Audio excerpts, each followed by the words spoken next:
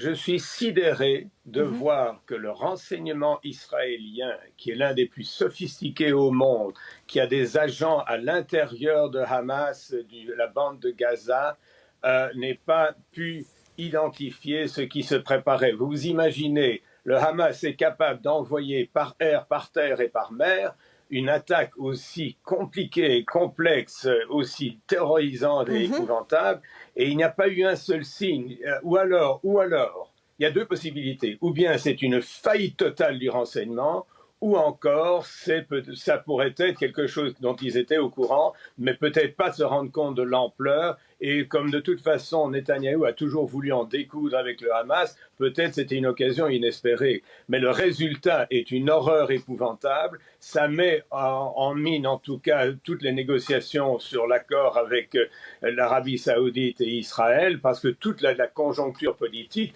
est complètement bousculée par cette attaque qui, évidemment, au 50e anniversaire de Yom Kippour, c'est-à-dire la seule, entre guillemets, victoire au fond des Palestiniens contre Israël, en fait aussi des Égyptiens et de la coalition syrienne et autres. Mais si vous voulez, c'est un moment tellement fondamental que Mhm. même là, le renseignement a capoté complètement. Mais les conséquences de cette guerre vont être énormes parce que ça va changer toute la structure des rapports à l'heure actuelle dans cette région.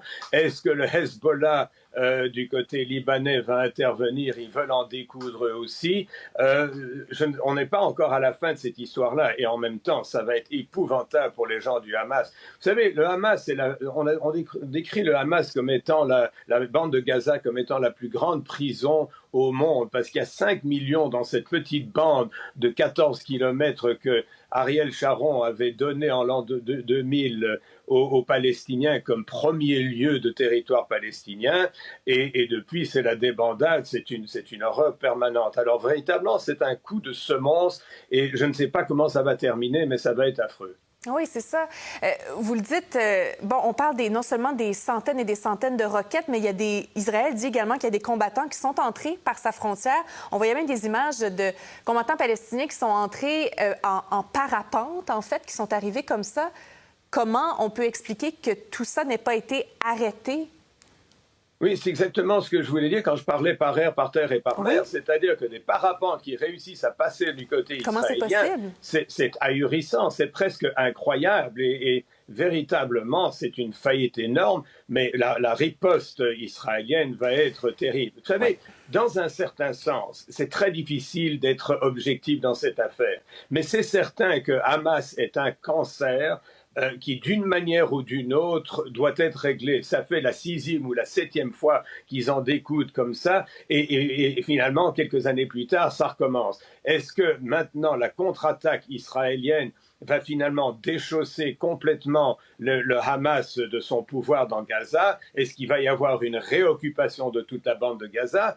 À Mhm. cela s'ajoute, n'oubliez pas, que depuis l'arrivée de ce nouveau régime Netanyahou, l'expansion de la colonisation en territoire occupé en Cisjordanie Oui. n'a pas cessé de croître. Il y a de plus en plus de soulèvements. Il y a même en fait des conflits entre Palestiniens à l'intérieur de la bande, pas seulement la bande de Gaza, mais surtout en Cisjordanie, parce que il y a des gens dans cette région qui devrait être normalement le pays palestinien. Il y a des gens qui se rebellent de plus en plus. Il y en a d'autres qui préfèrent composer. Avec tout ça, il y a des émeutes, il y a des massacres, il y a des tueries, il y a des situations de plus en plus graves.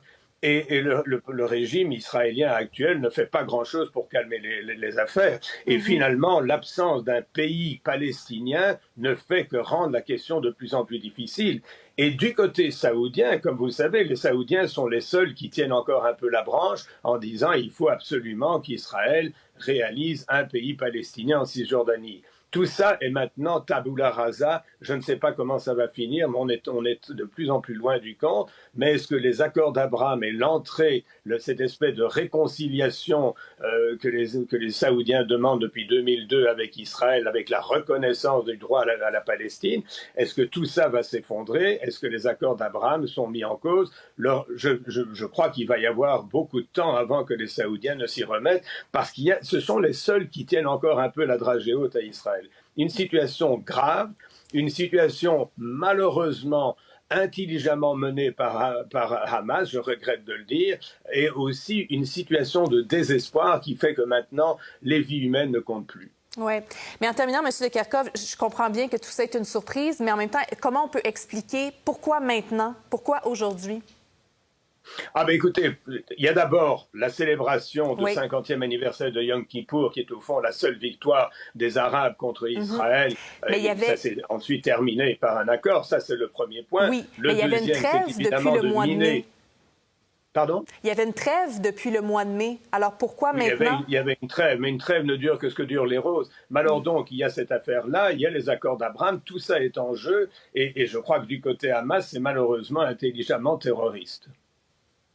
Non, c'est une situation extrêmement grave et il y a énormément de morts parce que là, vous avez des Israéliens qui meurent en plus des Palestiniens et il va y avoir des répercussions en Cisjordanie. Donc, on est loin d'une situation qui se clarifie et je crois que les Égyptiens, une fois de plus, vont devoir faire preuve de leur talent diplomatique pour essayer de raccommoder ce qui est pour diablement décousu. Et les deux armées ne sont pas à armes égales non plus. Elles ne sont pas à armes égales. L'avantage que le Hamas a, évidemment, c'est d'envoyer leurs roquettes qui deviennent de plus en plus puissantes. Chaque fois qu'il y a une opération comme ça, Israël essaye d'en démolir de plus en plus. Mais il y a un moment donné où c'est la réoccupation totale de la bande de Gaza qui va avoir lieu. C'est à peu près ça que M. Netanyahou nous dit quand c'est la guerre totale et que nous allons gagner. Alors, ça va être vraiment assez atroce dans les jours à venir. Et pour les Américains, c'est très difficile parce que, comme vous savez, Biden n'a pas une relation particulièrement chaleureuse avec Netanyahou dans les temps qui courent, même s'ils sont amis depuis des décennies. Mais là, toute cette espèce de diplomatie, d'engagement avec les pays arabes va prendre un coup d'arrêt. Assez solide. Cela dit, c'est pas que les Saoudiens sont amoureux des gens du Hamas, loin de là, mais cette situation-là fait que des Palestiniens sont en train de souffrir et que pour le monde arabe, c'est quand même un moment tragique, catastrophique, et que là encore, il va y avoir des recrudescences contre les actes terroristes contre Israël. Donc, une situation déplorable sur tous les plans. Oui, c'est ça. La population qui est appelée à se mettre aux abris autant que possible, à s'éloigner des frontières, effectivement. Mais écoutez, merci beaucoup pour vos lumières. On avait bien besoin de vos réponses ce matin. Ferry de Kerkhove, ex-ambassadeur canadien, retraité. Merci beaucoup pour votre temps. Avec plaisir. Au revoir.